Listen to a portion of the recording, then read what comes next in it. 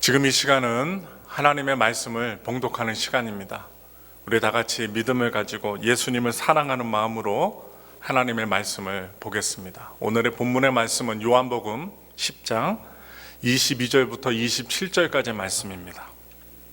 신약성경 요한복음 10장 22절부터 27절까지의 말씀을 우리 다 같이 소망을 갖고 성탄절의 기쁨으로 예수님을 사랑하는 마음으로 함께 한마음 한뜻으로 합독하겠습니다. 예루살렘에 수전절이 이르니 때는 겨울이라. 예수께서 성전한 솔로몬 행각에서 거니시니 유대인들이 애워싸고 이르되 당신이 언제까지나 우리 마음을 의혹하게 하려 하나이까? 그리스도이면 밝히 말씀하소서 하니 예수께서 대답하시되 내가 너희에게 말하였으되 믿지 아니하는도다. 내가 내 아버지의 이름으로 행하는 일들이 나를 증거하는 것이거늘 너희가 내 양이 아니므로 믿지 아니하는도다. 내 양은 내 음성을 들으며 나는 그들을 알며 그들은 나를 따르느니라. 아멘. 옆에 분들과 우리 눈밖에 안 보이죠. 마스크를 쓰셨기 때문에 눈웃음을 갖고 아기 예수님이 탄생하셨습니다. 메리 크리스마스 인사하겠습니다. 아기 예수님이 탄생하셨습니다. 메리 크리스마스. 참 감사합니다. 우리 성도님들 사랑하고 축복하고 감사하고 오늘 또 대표 기도해 주신 안수일사님 감사드리고 또 예쁜 옷 입고 또 이렇게 따뜻하게 옷 입고 오신 권사님 집사님 우리 성도님들 사랑하고 축복합니다. 다시 말씀드립니다. 제가 지난 주일날 말씀드렸지만 성탄절은 노는 날이 아닙니다. 성탄절은 놀러 가는 날이 아닙니다. 성탄절은 늦잠 자는 날이 아닙니다. 예수님이 이 세상에 빛으로 오셨고 구속자로 오셨고 그래서 우리가 그 예수님께 1년 내내 영광을 돌려야 되지만 더 깊은 감사와 우리를 영원한 천국으로 이끌어 주신 그 예수님의 탄생을 진짜로 감사하고 영광 돌리는 시간이 바로 성탄절입니다. 근데 수많은 사람들이 성탄절 이브 날 술도 많이 마시고 여러 가지 미팅도 갖고 그래서 밤늦게까지 놀고 놉니다. 그래서 성탄절 당일날 예수님께 영광을 돌리지 못하고 깊은 잠에 빠지고 그래서 오후 늦게나 일어나서 식사를 하고 합니다. 우리 예수 믿는 분들은 그러면 안 됩니다. 온전히 우리를 구원하신 예수님, 우리의 정체성이 되신 예수님, 그 아기 예수님께 경배하고 찬양하는 그날이 바로 성탄절입니다. 그래서 오늘 우리가 모든 교회들이 오늘 예배를 안 드려도 이 지역에서만이라도 우리가 예배 드릴 수 있어서 감사를 드리고 하나님께 마음을 모아 아기 예수님의 성탄절을 기뻐할 수 있으니 저는 이 모든 것을 모아서 주님께 영광을 돌립니다. 오늘 함께 봉독한 말씀을 통해서 오늘 저는 빛으로 오신 예수님이라는 제목으로 여러분들과 은혜 말씀을 나누겠습니다. 오늘은 그 유대인들의 수전절 하누카라고 합니다. 하누카와 성탄절에 대한 관한 이야기를 통해서 우리 예수님이 어떻게 빛으로 오셨는지에 대해서 말씀을 나누겠습니다. 이 크리스마스는 예수님의 첫 번째 생일을 기뻐하며 축하하는 날입니다. 예수님은 그분의 마지막 겨울에 예루살렘 성전에 나아가셨습니다. 때는 수전절이었습니다. 유대인들은요, 이 수전절을 하누카라고 부릅니다. 특별히 여러분들이 인터넷으로 수전절 하누카를 치시면 그 촛대가 나오고요, 8개의 촛대에 불을 밝히는 유대인들의 모습을 사진으로 동영상으로 보실 수 있습니다. 이 수전절, 이 하누카는 예루살렘 성전, 이 성전을 다시 찾고 봉헌한 것을 기념하는 절기였습니다. 잃어버렸다 다시 찾은 것을 기념하는 절기입니다. 역사가 요세푸스는 수전절을 빛의 절기라고 정의 내렸습니다. 아마 그때도 집집마다 수전절을 밝히는 촛불이 켜졌으리라 생각이 되어집니다. 어둠 가운데 이렇게 빛이 밝혀지면 빛이 환하게 어둠을 물리치는 것과 같이 수전절은 빛의 절기입니다. 어둠이 짙어졌을 때 사람들은 불을 밝힙니다. 빛이 비추는 환한 세상을 소망합니다. 그런데 기원전 167년경 예루살렘에는 아주 깊은 어둠이 내리깔리게 되었습니다. 시리아의 왕 안티오코스 4세가 안식일에 이스라엘을 쳐들어옵니다. 22,000명의 군사들과 함께 이스라엘에 쳐들어와서 그 군대를 끌고 예루살렘을 공격한 것입니다. 얼마나 안타까운 일입니까? 이 예루살렘은 불탔고 이스라엘 사람들 8만 명가량이 희생을 당하고 학살을 당하게 됩니다. 이 안티오코스 4세는 헬라 마니아였어요. 헬라 제국을 아주 추종하는 사람이었습니다. 그래서 그는 이스라엘 백성들이 믿고 있는 유대교를 말살시키려고 헬라 문화의 종교를 그곳에 심기를 원했습니다. 막 무작위로 갖고 들어오는 거예요. 그래서 성전에 헬라 사람들이 섬겼던 제우스 신상을 갖다가 딱 세우고 이스라엘 사람들이 먹지도 않고 혐오스러워 하는 돼지를 제물로 바치게 합니다. 심지어 돼지고기를 먹지도 보지도 않는 이 유대인들에게 돼지고기를 먹게 하고 또한 억지로 먹이게 하는데 이것을 먹지 않는 사람들은 사형에 처합니다. 얼마나 폭정으로 이스라엘을 다스리는지 모릅니다. 유대인들은요 엄청난 충격에 빠졌습니다. 이 안티오코스의 군사와 관리들은 이스라엘 사람들에게만 한 것이 아니에요. 다른 이방 종교, 이슬람교 사원의 승려들에게까지 이방 제사를 드리도록 강압하고 압력을 놓고 강요를 했습니다. 안타까운 일이죠. 당시 레위지파 출신 제사장 마따디아라는 사람이 있었는데 이 제사장이 있었는데 이 사람에게 돼지 제사를 하도록 명령을 내립니다. 그러나 이 마따디아 대제사장은 그 돼지 제사의 명령을 거부하고 명령하는 그 관리를 살해합니다. 그리고 그는 그의 5 아들과 마을 사람들과 힘을 합해서 왕이 파견했던 군대를 전멸시킵니다. 나라를 위해서 싸웠던 것이죠. 기원전 166년경 이 마따디아가 전사를 하고 1년 만에 전사를 하고 그 반란군은요 그의 셋째 아들 유다가 이끌게 됩니다. 그는 별명이 있었어요. 망치라는 별명이 있었어요. 이 망치라는 별명이 마캅이라는 단어로 이제 쓰입니다. 그래서 이 마캅이라는 별명으로 이 셋째 아들이 더 유명했는데 결국 이 셋째 아들 유다의 지위로 BC 164년경 예루살렘을 되찾게 됩니다. 예루살렘을 되찾고 예루살렘 성전을 되찾았습니다. 그래서 그는 성전에 갔을 때 기름을 쓰게 되는데 그 안에 불을 밝히기 위해서 기름을 쓰는데 아무 기름이나 쓴 게 아니에요. 대제사장이 도장을 찍은 인증이 박힌 기름을 사용하게 되는데 그 기름이 한 병뿐이었습니다. 이 기름이 한 병뿐이라는 것은 하루 동안 밝힐 수 있는 양이었습니다. 그래서 기름이 필요했는데 어디에서 기름을 공수하냐?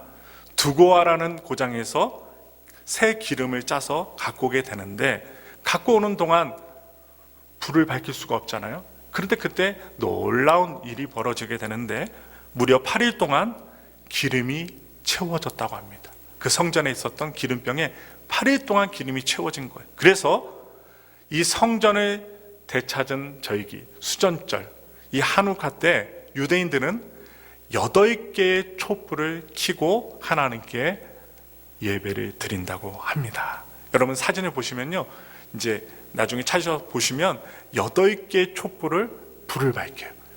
왜냐? 하나님께서 성전을 되찾을 때 기름이 한 병밖에 없었는데 무려 8일 동안 기름이 채워졌다고 해서 8개의 촛불을 켜고 하나님의 역사를 바라보는 것입니다. 이 마카비 혁명은 위대했습니다. 외세를 축출하고 예루살렘 성전을 회복한 것은 이스라엘 역사에 불을 밝힌 행위가 되었기 때문입니다. 그러나 이 인간의 혁명은 오래가지 못했습니다. 사람은 연약한 것 같아요. 이 혁명을 이끌었던 집안은요, 왕으로 다스리게 되었어요. 다시 왕의 자리를 앉게 되었는데, 권세를 잡고 권력을 잡으니까 사람이 타락해서 타락의 길로 가는 거예요. 다시 인간의 냄새나는 그런 죄 짓는 모습으로 권세를 다스리는 것을 보게 됩니다. 이 역사의 경험은 이스라엘 민족들에게 큰 실망감을 안겨주었습니다. 예수님 당시에 이스라엘은 로마의 식민지였습니다. 당시 유대인들은 하누카의 촛불을 켜며 그들 역사의 어둠을 밝혀줄 메시아가 나오기를, 탄생하기를 고대하고 기다렸습니다. 그 어느 때보다도 기다렸어요. 예수님이 이제 오늘 본문 말씀에 나오죠. 성전 안에 있는 솔로몬 행각을 지나가실 때 유대인들이 따라옵니다. 따라와서 예수님을 둘러싸고 애워싸고 질문합니다. 우리 말씀 보겠습니다. 요한복음 10장 24절의 말씀입니다. 읽겠습니다. 유대인들이 애워싸고 이르되 당신이 언제까지나 우리 마음을 의혹하게 하려 하나이까? 그리스도이면 밝히 말씀하소서 하니. 여기서 그리스도는요, 히브리어로 메시아입니다. 메시아. 그들은 예수님이 메시아인지 궁금했습니다. 왜냐, 죽은 사람도 살리고 병든 자도 고치고 문둥병자도 고치고 맹인도 고치고 귀신도 쫓아내니까 메시아인지 궁금했던 거예요. 예수님은 답하셨습니다. 요한복음 10장 25절부터 26절까지의 말씀입니다. 예수께서 대답하시되 내가 너에게 말하였으되 믿지 아니하는도다. 내가 내 아버지의 이름으로 행하는 일들이 나를 증거하는 것이거늘 너희가 내 양이 아니므로 믿지 아니하는도다. 예수님께서 자신이 메시아임을 직접적으로 말씀하시는 장면이 성경에 두 곳 나옵니다. 이 두 군데 나오는데, 먼저 첫 번째로 요한복음 4장에서 예수님이 메시아심을 나타냅니다. 사마리아 여인이 예수님께 말하는 거예요. 요한복음 4장 25절의 말씀입니다. 여자가 이르되 메시아 곧 그리스도라 하는 이가 오실 줄을 내가 아노니 그가 오시면 모든 것을 우리에게 알려주시리이다. 이렇게 사마리아 여인이 이야기를 하자 예수님은 내게 말하는 내가 그라. 26절에 답을 하셨어요. 또 다른 것을 보겠습니다. 요한복음 9장의 말씀입니다. 예수님은 날 때부터 맹인이었던 사람을 고쳐주셨어요. 그리고 그에게 물으십니다. 내가 인자를 믿느냐? 이 인자는요, 다니엘서에서 묘사하고 있는 메시아를 뜻하고 있습니다. 그러자 맹인이었던 그가 대답합니다. 요한복음 9장 36절의 말씀입니다. 읽겠습니다. 대답하여 이르되 주여 그가 누구시오니까? 내가 믿고자 하나이다. 예수님은 여기서 이 바리새인과 서기관들에게 아주 의미심장한 말씀을 하십니다. 요한복음 9장 39절의 말씀을 보겠습니다. 예수께서 이르시되 내가 심판하러 이 세상에 왔으니 보지 못하는 자들은 보게 하고 보는 자들은 맹인이 되게 하려 함이라 하시니.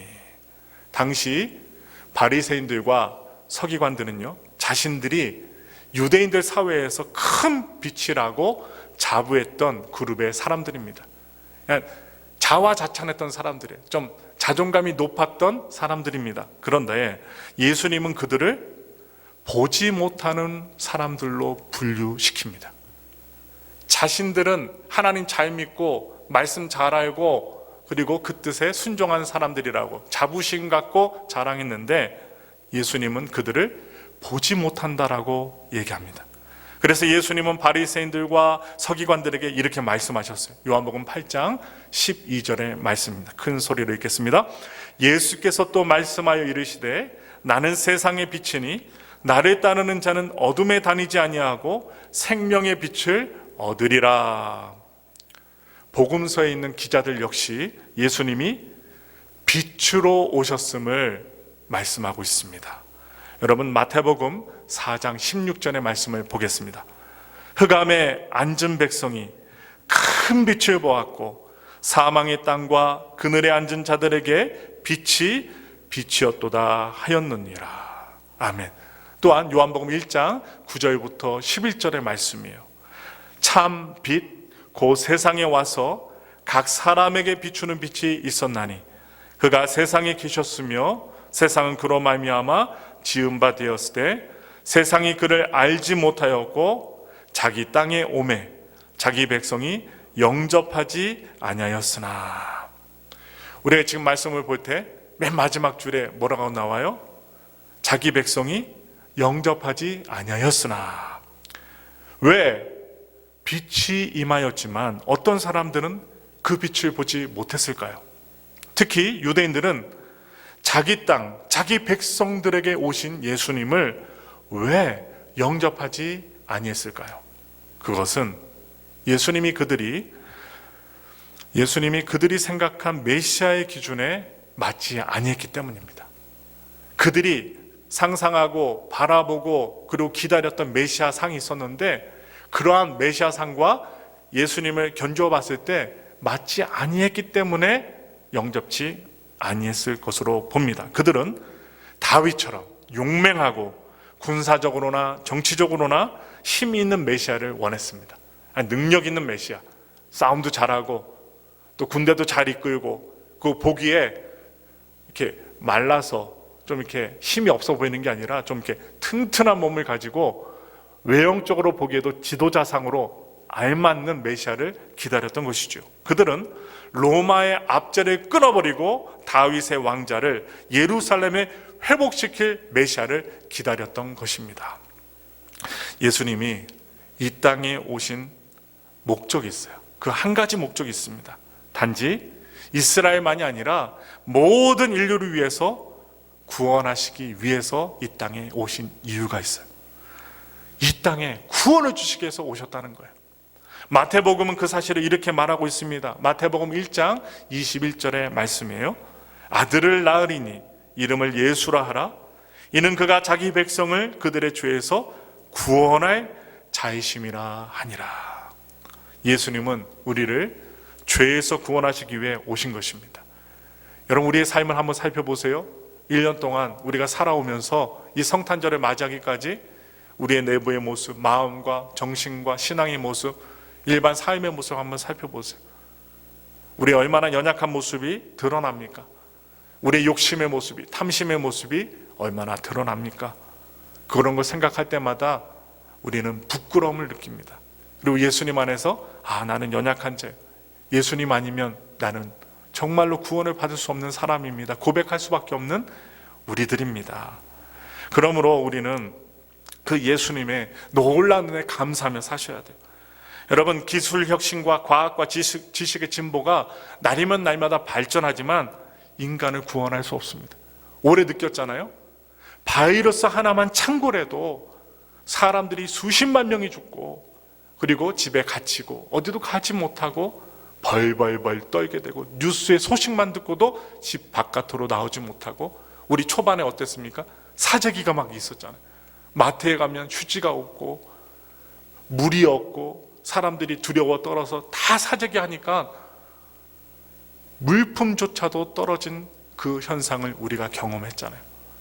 과학이 시대가 아무리 좋아져도 인간의 한계성이 있다라는 것입니다. 그러므로 인간에 대한 기대는 종종 더 어두운 깊은 어두움으로 끝나고 만다는 거예요. 이 세상이 밝게 보이지만 아직도 어두운 가운데 있습니다. 그러므로 성탄이, 오늘의 이 성탄절이 이 어두운 세상이 주는 메시지는 깊은 흑암의 땅에 사는 자들에게 빛이 비추어졌다는 것입니다. 예수님은 우리를 이 죄의 어둠에서 구하시려 이 땅에 오신 것입니다. 그것도 인간의 모습으로, 또한 아이의 모습으로 오셨어요. 베드로 사도는 말합니다. 베드로전서 2장 24절부터 25절의 말씀입니다. 친히 나무에 달려 그 몸으로 우리 죄를 담당하셨으니 이는 우리로 죄에 대하여 죽고 의에 대하여 살게 하려 하심이라. 그가 채찍에 맞음으로 너희는 나음을 얻었나니 너희가 전에는 양과 같이 길을 잃었더니 이제는 너희 영혼의 목자와 감독 되신 이에게 돌아왔느니라. 이 말씀은요, 구약 이사야서의 말씀을 인용한 말씀입니다. 이사야서 53장 5절부터 6절의 말씀 읽겠습니다. 그가 찔림은 우리의 허물 때문이요 그가 상함은 우리의 죄악 때문이라. 그가 징계를 받음으로 우리는 평화를 누리고 그가 채찍에 맞음으로 우리는 나음을 받았도다. 우리는 다 양 같아서 그릇 행하여 각기 제 길로 갔거늘 야훼께서는 우리 모두의 죄악을 그에게 담당시키셨도다. 아멘. 오늘날 현대를 살아가는 유대인들은요, 이사야서 지금 우리가 읽었던 53장, 좀 전에 읽었던 내용이 포함된 이사야서 53장의 말씀을 회당에서 가르치지 않습니다. 그들이 그 많은 장입니다. 이사야서 53장. 왜냐? 이스라엘 백성들은 고난당하는 메시아를 상상할 수 없기 때문입니다. 제가 아까 말씀드렸죠? 헬라 제국에 의해서 억압을 받고 있을 때 그들은 다윗과 같은 용맹한 지도자, 정치와 권세를 잘 휘두를 수 있는, 그리고 이방 외세를 물리치는 아까 마카비 혁명을 일으켰던 그런 마카비 가문과 같이 어떻게 힘있고 능력있고 무기 갖고 들어왔으면 무기 갖고 쳐 부숴버리는, 전멸시켜버리는 그러한 위대한 인간의 눈으로 봤을 때 지도자를 원했기 때문입니다. 그래서 이사야서 53장의 이 내용을 가르치지 않습니다. 금합니다. 그런데 예수님은요, 구약에서 예언하신 대로 십자가에 달리심으로 하나님의 뜻을 이루셨습니다. 그래서 여러분들이 그 뜻을 기르고자 목걸이로, 또한 교회에서는 또 십자가를 보면서 예수님을 생각하는 거예요. 그가 우리 대신 죄의 형벌을 받으심으로 우리는 죄의 사람의 구원을 얻게 되었습니다. 죄를 받고 죽어야 되는데 우리 대신 예수님께서 이 세상에 오셔서, 빛으로 오셔서 우리에게 구원의 빛을 주신 것입니다. 예수님이 태어나시던 해 예루살렘에 메시아를 보기 전에는 죽지 아니하리라 성령의 지시를 받았던 한 사람이 있었어요. 그 사람의 이름이 무엇이냐? 시몬이라는 사람입니다. 시몬. 아이를 마리아가 낳고 40일 만에 이 마리아와 요셉이 아기의 정결 예식을 하기 위해서 예루살렘으로 떠났습니다. 누가복음 2장 29절부터 32절의 말씀입니다. 우리 다 같이 믿음으로 읽겠습니다. 주제여, 이제는 말씀하신 대로 종을 평안히 놓아주시는도다. 내 눈이 주의 구원을 보았사오니 이는 만민 앞에 예비하신 것이요 이방을 비추는 빛이요 주의 백성 이스라엘의 영광이니이다 하니. 시몬, 그는요 이스라엘뿐만 아니라 온 이방을 비추는 빛 대신 예수님을 예언한 대로 본 것입니다. 성령께서 알려주신 대로 보았어요. 그래서 좀 전에 읽었던 대로 주제요 하면서 예수님을 높입니다. 그리고 자기를 평안히 놓아주시는다 얘기하고 자기의 눈이 주의 구원을 보았다라고 고백하고 있으며 만민 앞에 예비했다고, 누구를요? 예수님을 예비했다고 고백하고 이방을 비추는 빛이라고 예수님을 빛으로 묘사하고 있습니다. 하나님께서 아브라함을 부르신 것은 그와 그의 후손들을 통해 땅의 모든 족속이 하나님의 복을 얻게 하시려는 것이었습니다. 저는요 계속해서 기도합니다. 이 미국이 하나님의 영광을 드러내는 민족으로 쓰임받기를 기도합니다. 우리 안수집사님께서 좀 전에 기도하셨던 대로 대한민국이 하나님께서 쓰실 수 있는 나라가 되기를, 또한 쓰임받는 나라가 되기를, 지속되기를 기도하고 있습니다. 그리고 구약 성경의 약속에 따라 이 땅에 빛으로 오신 메시아를 우리 모두가 볼 수 있기를 기도합니다. 특별히 여러분들, 우리 성도님들의 친인척 형제들 가운데 이 빛으로 구원자로 오신 예수님을 모르는 자들이 믿고 구원받기를 기도합니다. 우리 다 같이 요한복음 1장 11절부터 13절 마지막으로 큰 소리로 읽겠습니다. 자기 땅에 오매 자기 백성이 영접하지 아니하였으나 영접하는 자 곧 그 이름을 믿는 자들에게는 하나님의 자녀가 되는 권세를 주셨으니 이는 혈통으로나 육정으로나 사람의 뜻으로 나지 아니하고 오직 하나님께로부터 난 자들이니라. 아멘. 하나님은 예수님을 영접하는 자에게 하나님의 자녀가 되는 권세를 주시겠다고 합니다. 약속하셨어요. 권세를 주시겠다고. 우리는 예수님을 통해 하나님의 영광을 보게 됩니다. 지금 우한 코로나 팬데믹으로 인해서 많은 사람들이 어둠 가운데 있습니다. 마음이 차갑고 성탄절이라고 할지라도 왜 나는 이래? 왜 우리 가족은 이래? 왜 죽음을 맛봐야 되지? 왜 이렇게 갇혀야 되지? 다들 마음이 차가워져 있어요. 이 어둠 가운데 있는데 우리는 빛 대신 예수님을 통해 하나님의 영광을 보아야 할 것입니다.